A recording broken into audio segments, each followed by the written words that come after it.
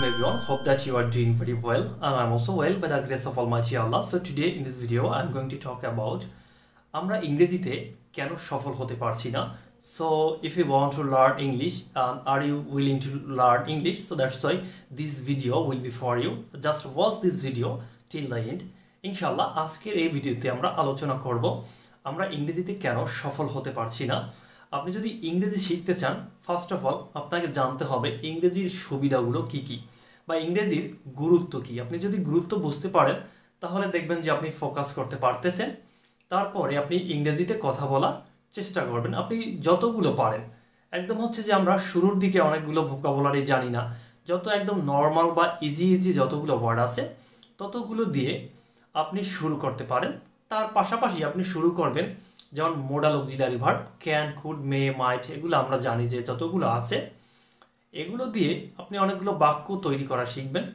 বাক্য তৈরি করা শিখতে পারলে আবার সেগুলো দিয়ে আপনি নেগেটিভ করবেন. প্রথমটা হ্যাবোধক করলেন, যেমন আই ক্যান গো, আমি যেতে পারি.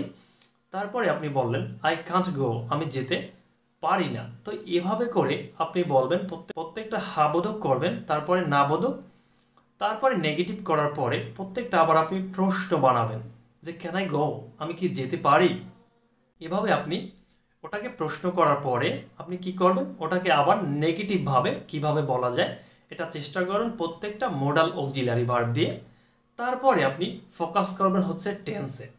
টেন্স কিন্তু হচ্ছে আপনার একদম মেরুদণ্ড বলা হয় স্পিকিং ইংলিশের. আপনি যদি টেন্স ভালো করে বুঝতে পারেন আর পাশাপাশি প্র্যাকটিস করতে পারেন, ইনশাআল্লাহ আপনার জার্নিটা খুব স্মুথ হবে. তো টেন্স শেখার পরে আপনি কি করবেন, আমরা জানি টেন্স তিন প্রকার. প্রথমে আপনি প্রেজেন্ট ইনডেফিনিট টেন্স সম্পর্কে জানবেন বা প্রেজেন্ট সিম্পল টেন্স. এটা জানার পরে যেমন আমি বলি যে আই গো, আমি যাই. তো আমাদের মনে রাখতে হবে একটা বাক্য তৈরি করতে গেলে আমাদের দরকার হয় একটা সাবজেক্ট, একটা ভার্ব, একটা অবজেক্ট. তো সাবজেক্ট ভার্ব তো দরকার হয়.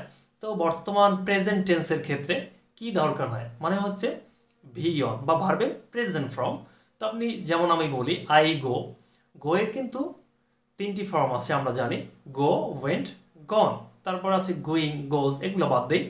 তো গো, ওয়েন্ট, গন. গো হচ্ছে কি মেইন ভার্ব. তো মেইন ভার্ব মানে হচ্ছে বর্তমান সময়ে বা বর্তমান কাল নিয়ে কথা বলা হয়. গো এর কাজ কি, গো এর কাজ হচ্ছে এটা হচ্ছে প্রেজেন্ট ইনডিফিনিট টেন্স, মানে আমরা বর্তমানে যে কাজগুলো করে থাকি বা বর্তমানে যেগুলো করি এটাই হচ্ছে প্রেজেন্ট ইনডিফিনিট টেন্স. তো প্রেজেন্ট ইনডিফিনিট টেন্স গো মানে হচ্ছে যাওয়া, আমি যে কোনো সময় যাই. যদি আমি বলি ওয়েন্ট মানে আমি গিয়েছিলাম, তাহলে এটা অতীত. তো আমরা অতটুকু ফোকাস না করে আমরা প্রেজেন্ট ইনডিফিনিট দিয়ে, যেমন আমি যদি বলি আই গো, আমি যাই, তারপরে আমি এটা আবার নেগেটিভ করতে পারি, যেমন আই ডোন্ট গো. আমরা যদি প্রেজেন্ট ইনডিফিনিটকে নেগেটিভ করতে যাই সেক্ষেত্রে আমাদের ব্যবহার করতে হবে ডু এবং ডাস. তারপরে এটাকে আমরা নেগেটিভ করব, যেমন আই ডোন্ট গো, আই এর পরে ডু বসে, আর ডু হচ্ছে প্লুরালের ক্ষেত্রে বসে, আর ডাজ হচ্ছে থার্ড পারসন সিঙ্গুলারের ক্ষেত্রে বসে. ক্লিয়ার? তারপরে আমরা কি করব, তারপরে আমরা এটাকে নেগেটিভ করার পরে তারপরে আবার আমরা এটাকে প্রশ্নবোধক বানানোর চেষ্টা করব. প্রত্যেকটা ক্ষেত্রেই আপনি প্রথম হ্যাবোধক করবেন, তারপর নেগেটিভ করবেন. যেমন নেগেটিভ করতে গেলে হচ্ছে যে আই ডোন্ট গো, তারপরে আমরা এটাকে প্রশ্ন করব, যেমন আমরা বলতে পারি ডু আই গো, আমি কি যাই. তারপরে যদি এটা আমরা থার্ড পারসন সিঙ্গুলার দিয়ে বলি, যেমন বলতে পারি ডাজ হি গো, সে কি যায়. ডাজ রহিম গো, রহিম কি যায়. তারপরে এভাবে আমরা করার পরে আমাদের ব্যবহার করতে হবে ডাব্লিউএস কোশ্চেন. আমাদের ডাব্লিউএস সম্পর্কে জানতে হবে, যেমন হোয়াট, হোয়েন, হাউ, এভাবে যা আছে যে সেগুলো দিয়ে আমরা আবার ব্যবহার করা শিখবো. যেমন আই গো, আমি যাই, ডু আই গো, আমি কি যাই. তারপরে আমরা আবার বলতে পারি যেমন ডু ইউ গো, তুমি কি যাও. এটাকে আবার আমরা বলতে পারি ডাব্লিউএস কোশ্চেন ইউজ করে আমরা খুব সহজে বলি, যেমন হোয়ার ডু ইউ গো, তুমি কোথায় যাও. কোশ্চেন দাঁড়িয়ে গেছে. তারপরে আবার আমরা বলতে পারি যেমন হোয়েন ডু ইউ গো, তুমি কখন যাও. হোয়েন ডু ইউ লার্ন, তুমি কখন শিখো. বা হোয়াই ডু ইউ গো, তুমি কেন যাও. হোয়াট ডু ইউ গো, তুমি কি যাও. তো এরকম করে আমরা প্রত্যেকটা অ্যাফার্মেটিভ করব, নেগেটিভ করব, তারপর ইন্ট্রোগেটিভ করব, তারপরে আবার ডাব্লিউএস কোশ্চেন দিয়ে আমরা ওটাকে আবার বিভিন্নভাবে কোশ্চেনগুলো বড় করব. পাশাপাশি ভার্বগুলো চেঞ্জ করব। তো এভাবে করতে গেলে আপনি দেখবেন যে প্রেজেন্ট ইনডিফিনিট দিয়ে আপনি অনেক কিছু বলতে পারতেছেন। যদি কিছুদিন আপনি প্র্যাকটিস করেন, জাস্ট এক সপ্তাহ করলে আপনি দেখবেন যে আপনার ভিতরে অনেক বেশি পরিবর্তন আসবে। তারপরে আপনি প্রেজেন্ট কন্টিনিউয়াসে যাবেন, তারপরে ওটাও এরকম হ্যাঁ বোধক, তারপর না বোধক, প্রশ্নবোধক, তারপরে WH কোশ্চেন দিয়ে কিভাবে করা যায় এভাবেই করতে থাকবেন।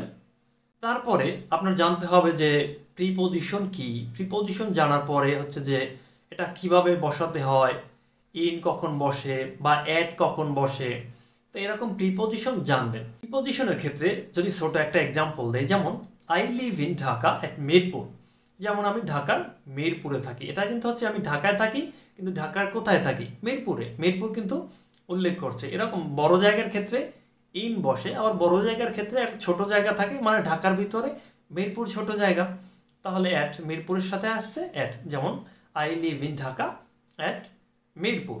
তো এভাবে করে আমরা প্রিপোজিশন শিখব। প্রিপোজিশন শেষ করার পরে আমরা বিভিন্ন ইডিওম্যাটিক ফ্রেজ, তারপরে হচ্ছে কজিটিভ ভার্ব, লিঙ্কিং ওয়ার্ড, এগুলো দিয়ে আপনি প্রতিদিন প্র্যাকটিস করতে থাকবেন। দেখবেন যে ইনশাআল্লাহ আপনি কয়েক মাসের ভিতরেই খুব উন্নতি করতে পারবেন। আর এর জন্য মোটামুটি যেটা মেইন হচ্ছে সেটা হচ্ছে যে আপনার মোটিভেশন দরকার, লেগে থাকতে হবে। যেমন হচ্ছে নেভার গিভ আপ, আমরা বলি যে কখনোই হাল ছাড়বেন না। আপনি যদি লেগে থাকতে পারেন, ইনশাল্লাহ ইটস পসিবল ফর ইউ।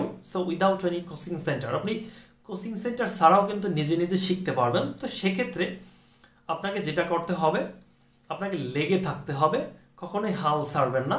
আর কিভাবে কি করা যায় এই ভিডিওটার আপনি গাইডলাইন পুরোটাই পেয়ে গেছেন। তো এভাবে শুরু করে দেন, ইনশাআল্লাহ আপনি খুব শীঘ্রই ইংরেজিতে কথা বলতে পারবেন। সো আরও যদি কোনো ইনফরমেশন বা তথ্যর দরকার হয়, you can contact me on Facebook and YouTube. So recently we are going to start a new coaching center where kids will be speaking English fluently from their childhood. So এরকম আরও video পেতে অবশ্যই চ্যানেলটি subscribe করে পাশে থাকবেন। ধন্যবাদ সবাইকে। আল্লাহ হাফেজ।